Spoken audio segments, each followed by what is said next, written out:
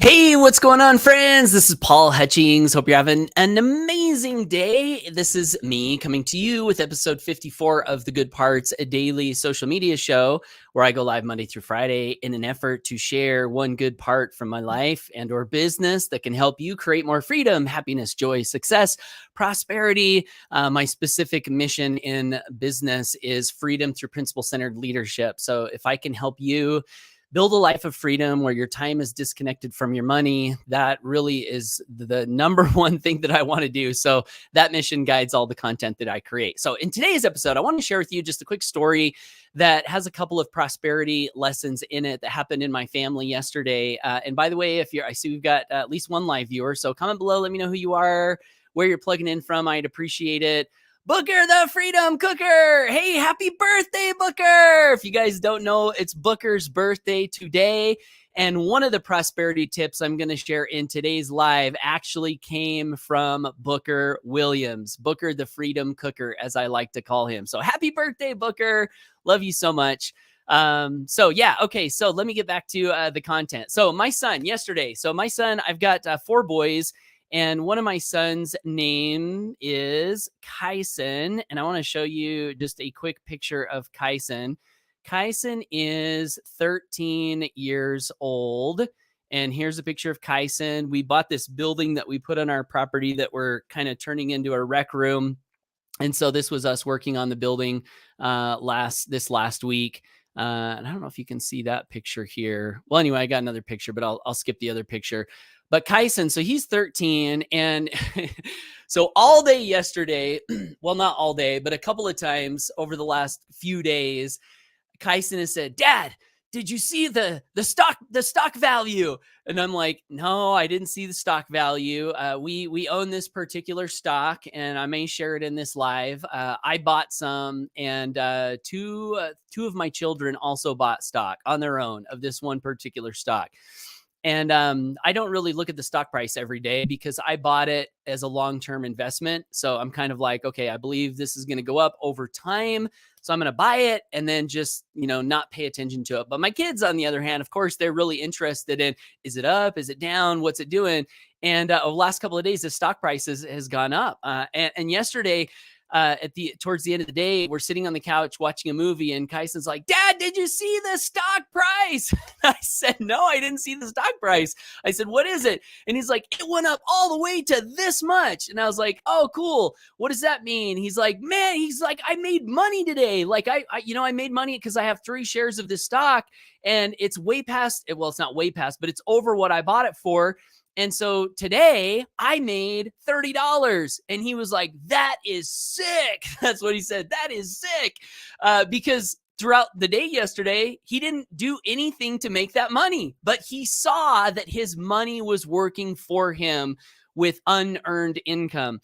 And I can't tell you what a joy it was for me to see my 13-year-old son feel what it's like to have your money working for you, or to feel what it's like if you're building a home-based business. It's the similar feeling is when you have a recurring residual coming in and you get paid money for work that you did sometime in the past, and that means you didn't have to be there for that money, and the money is coming in. It is an amazing feeling. And I've fallen in love with that feeling over the years, to be free, to not have to be somewhere punching a clock, putting in work to get the money. It just frees up your time. And so when I saw my son, how excited he was and how he was feeling what it feels like to have your money working for you as a dad, I just thought to myself, I'm so thankful that my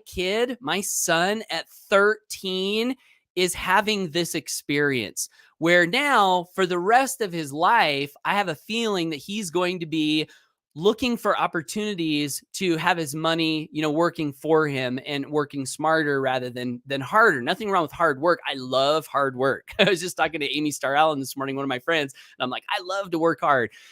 So yeah, we want to work hard, but also we want to make our money work for us. So how did he make the money? Well, he bought some Tesla stock, and Tesla has been kind of on a run the last week or so.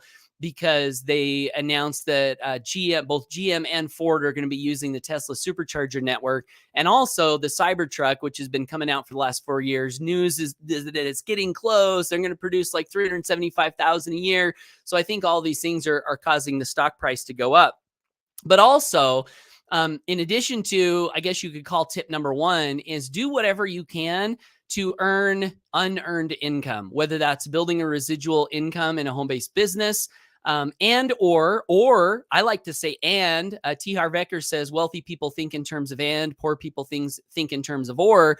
So I like to say, why not build a residual income via a home-based business and take the money you earn there and put it into income-producing assets?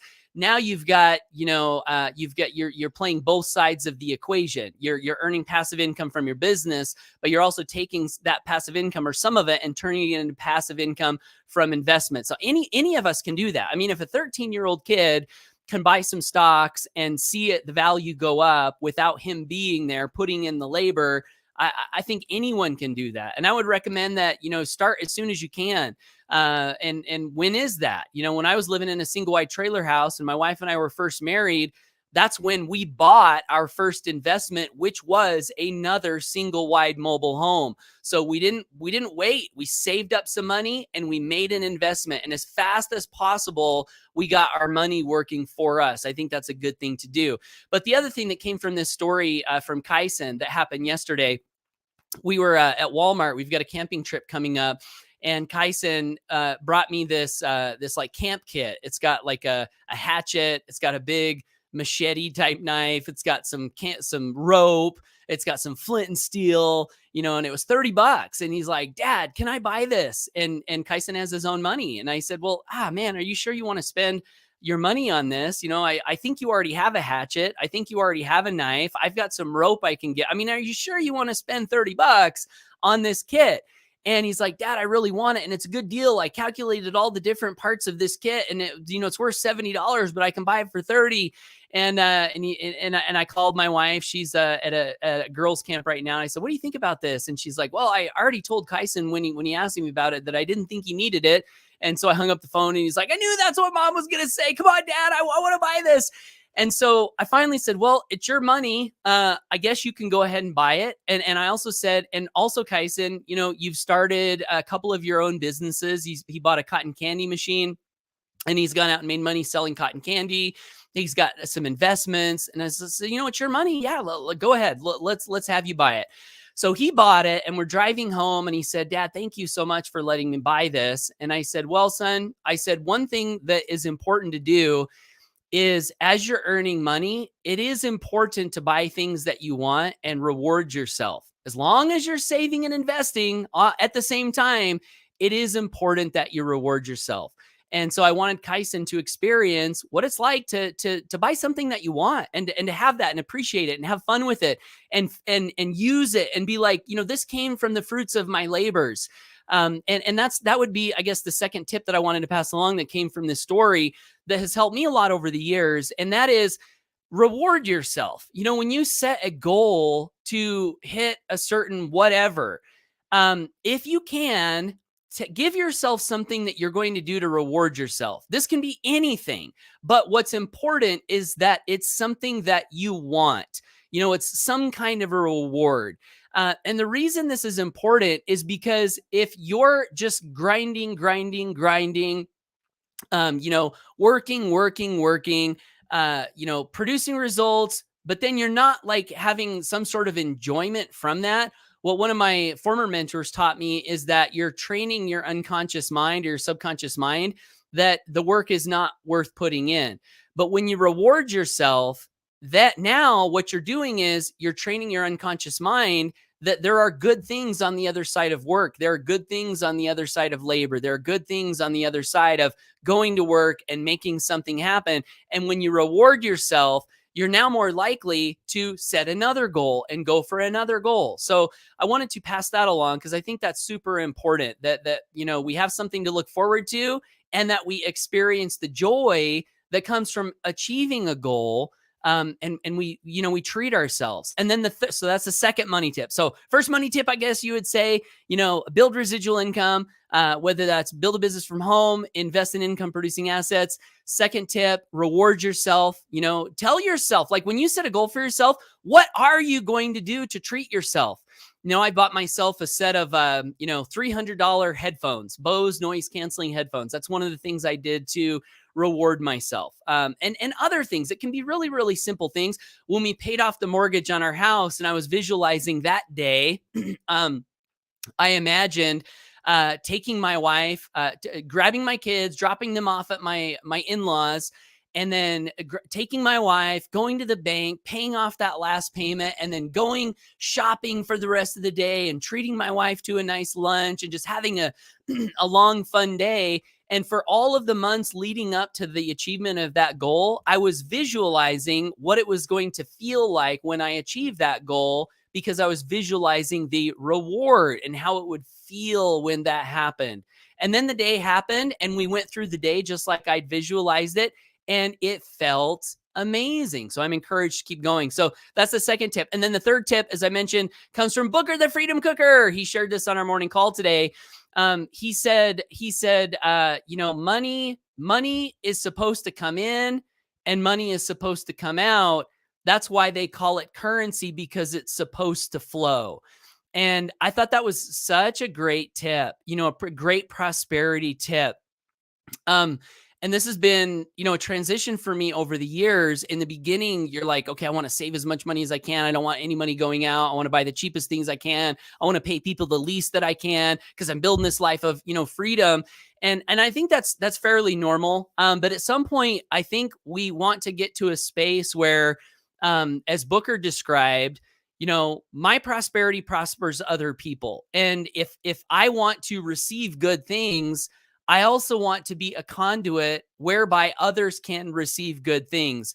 And if we can develop a relationship with money where it is more like a currency, where it's flowing in and it's doing the good things that we want it to do for us, and we're appreciating that and we're feeling the joy of that, and we're valuing all the good that money does for us. And while that's happening, we're also realizing that we are a conduit for some of that money to flow out to others, so they too can also appreciate the goodness that money can do, and also so that they can return to us value. I love being able to pay people well for good work that they do. It brings joy to me to be able to pay a little extra, to write a little extra on a tip for a waitress that serves us in a really great way. Surprise, like here's, a double or triple the tip. It makes me feel good to be able to send money out into the lives of others, to bless them for good work that they do. And if you think about what that does to you unconsciously, see, I think one of the things that people struggle with sometimes with money is they think that if I have a goal to earn a lot of money, somehow that is selfish. And it is not good for me to be thinking about me, and accumulating all of this money. And one of the points that I think is really good to make in alignment with this is that is actually not the point to earning a lot of money. It's not, the point is not to get in our bathing trunks and swim around in a swimming pool filled with $100 bills and just be like, oh, look at all the money I have. Doesn't this feel wonderful? That's not the point. It's not the point.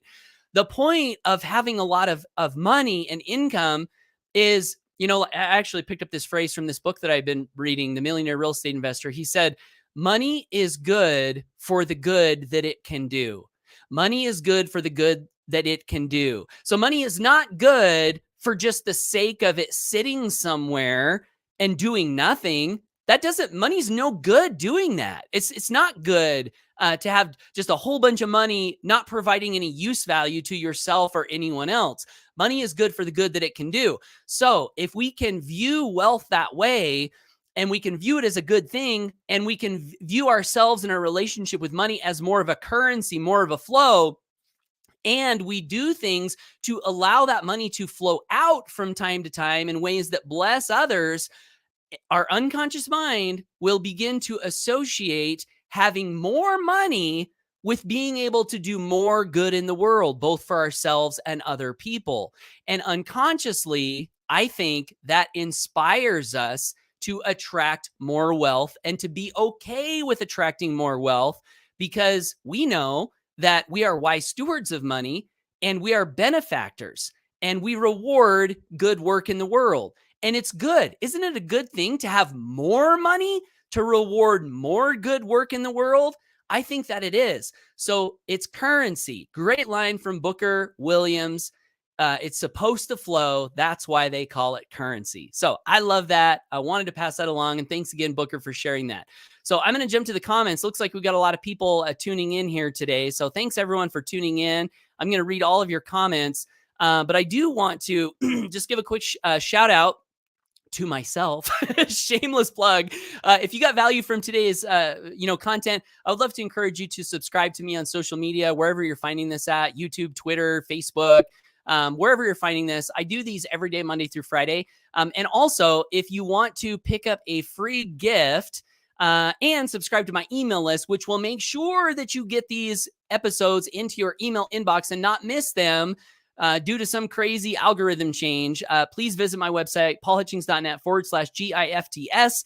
Pick up a free gift, subscribe to my email list. And by the way, if you're in a space where you would like to create more freedom, more financial inflow, so you can enjoy it and have more to outflow, on this page, paulhutchings.net/GFTS, there's a button that says grow residual income.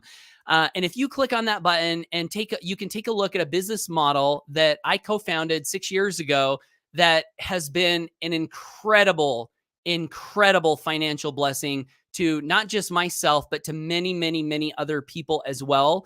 You can take a look at that, and we'll love to help you get started with it if it's something that resonates with you. So that's the shameless plug. I'm so excited to jump to the comments and say hello to everyone. Booker T. Williams says, "Get the grill, Paul Wall." Can you imagine me with grills, Booker? I don't know. What would they say, like FREEDOM on my teeth, all in diamonds? Booker says, "That's it, Paul. Keep it coming in." I appreciate that, Booker. Kevin Coe says, "So awesome, as it would be great to know what he knows now at that age," right? Like, man, so powerful. And what's also powerful is it doesn't matter how old we are. We can start now to apply these same things. Affiliate Jumpstart. Hey, what's up? Affiliate Jumpstart says, "Howdy, Paul. Howdy to you." I don't know the name behind that brand, so if you would comment your name so I know who you are, that'd be cool. Rita Joy says, "That's so cool." Yeah, it is so cool, isn't it? I was so excited. Thanks, Rita Joy. Appreciate that. Booker Williams says, I have just started buying $5 a day for my granddaughter that was born 2 days ago. She will have the choice to work a job or not. Generational wealth, Paul. That is so cool, Booker. So cool. Thank you for doing that and sharing that. Booker says, "While on the live, I just put some money in Tesla." Thanks, Paul. Awesome. Well, don't hold me accountable for whatever it does. And if anyone is like Booker who might be interested in buying Tesla, my thoughts on Tesla are long term. I think it's a good play. Now, I'm not an expert in stocks. I don't buy a lot of stocks. I'm more of a real estate guy. But I am a big believer in Elon Musk. And there are a lot of very smart people who, like, for example, Sandy Munro, who has done a lot of engineering consulting in the automobile industry. He's got a great YouTube channel, Sandy Munro Live. You can check that out. They tear down vehicles and put them back together, have done for a long time. He says, don't bet against Elon. and I think that's wise. Don't bet against Elon. I think they have a lot of technology in play right now that, if it all pans out, could be massive. Tesla is not just cars. It's software. It's self-driving vehicle technology. So they've got home energy with solar, self-driving vehicles. They're building robots, which Elon says he believes will be even bigger than the car business. They've just got so much going on. And they've got autonomous ride sharing. Kathy Wood from Ark Invest. That's another place that you could follow, that I like to follow for knowledge on disruptive innovation. ARK Invest, they're big believers in Tesla, and one of the big reasons is for the autonomous ride hailing that they think is going to happen when Tesla solves full self-driving. One of the things they've talked about is making it so you could take your Tesla and with an app add it into the ride sharing network, and your Tesla will be able to go pick people up, drop them off, charge money, and basically pay you. So now your car is an income producing asset, and they think that some of the biggest profits are going to come from that. So they just got a lot in the works. And again, I'm not buying Tesla to like buy it today and sell it 6 months from now or a year from now.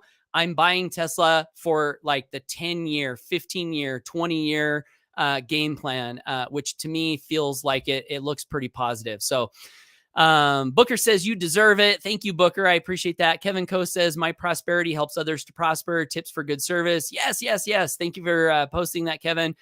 Minister Christian says, watching live. Hey, Minister Christian, I wanted to shout you out. I saw your live yesterday. I haven't watched it, but I saw your headline. And your headline was so good. It was curiosity driving. And I thought, I wonder who's tuning in. And I opened up the comments, Minister Christian, and I saw a bunch of people making comments, people that I didn't know, interacting with you on your live. And it seems like it was just last week, you and Rita Joy were talking about, like, how do we get more people to engage and plug in? And there you go. It seems like you're cracking the code. So great work on that. Bill Fever says money can enslave you or it can set you free. That is so true. Like money is you either master money or money will master you. Master you, not master, master you. So choose to master money, be a master of money. I think that's a good point, Bill. Thank you for sharing that. Minister Christian says, I love the quote from Booker Williams. Happy birthday to you. Thank you for sharing, Brother Paul. Yes, awesome. Thank you, Minister Christian. Nick says, hello from West Virginia. Hey, Nick. Hey, Nick, I got to tell you, I wore that shirt you sent me. And my wife, who sometimes gets annoyed that I wear the same shirt every day, when I wore that sweatshirt that you sent me, she was so happy and she thought it looked so nice. And she commented on how refreshing it was to see me in some different clothes. So thank you, Nick, for sending that. And thanks for my wife, too. Minister Christian says, thank you, Paul, for sharing the service of financial freedom. Yes, my pleasure. Thank you for being on the mission with us, Minister Christian. Booker Williams says, what's the name of that book? Which book? I think I may have mentioned a few books today. One is The Millionaire Real Estate Investor by Gary Keller. And the second one I think I mentioned was Secrets of the Millionaire Mind by T. Harv Eker. So remind me if it was another one that I mentioned. Christian says, thank you, thank you, thank you. So excited about what we can do as we continue to improve and develop our influence to wield it in good ways, for the highest of ways and the highest good for both ourselves and others. Nick says, LOL, that's funny. Ha ha ha. So yeah, that's it, guys. This is the episode for today. Thanks again for tuning in. Hope you have an amazing day. Get out there, take action, go for your dreams, work hard, put in the work, serve people, love people, give, be the best that you can be. And good things are on the other side of that equation. So, all right, we'll hopefully catch you guys tomorrow in the next Good Parts.